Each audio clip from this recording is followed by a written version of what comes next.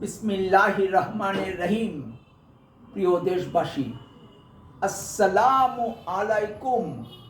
আমি সামিউল প্রধান প্রজাতন্ত্রের একজন জ্যেষ্ঠ নাগরিক হিসেবে বলছি। বাজেটে তিনটি বিষয় থাকে। এগুলো হচ্ছে: এক, বরাদ্দ; দুই, ব্যয়ের কৌশল; ও তিন, অর্থনৈতিক সিগন্যাল।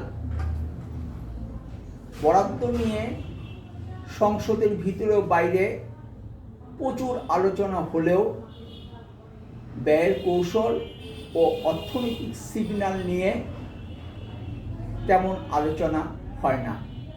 আমি আশা করব আগামী বাজেটকে কেন্দ্র করে সংসদের ভিতরে ও বাইরে বরাদ্দ, ব্যয়ের কৌশল ও অর্থনৈতিক সিগন্যাল নিয়ে আলোচনা হবে। ভালো থাকবেন। সম্ভব হলে দেশ পরিচালনার নীতি ও পদ্ধতির পরিবর্তন নিয়ে কথা বলতে রাজনীতির আড্ডাখানা বলে পরিচিত রহমতে রাব্বানা ও রুম্মানে বেড়াতে আসবেন। ফি আমানিল্লাহ। আল্লাহ হাফেজ। বাংলাদেশ জিন্দাবাদ।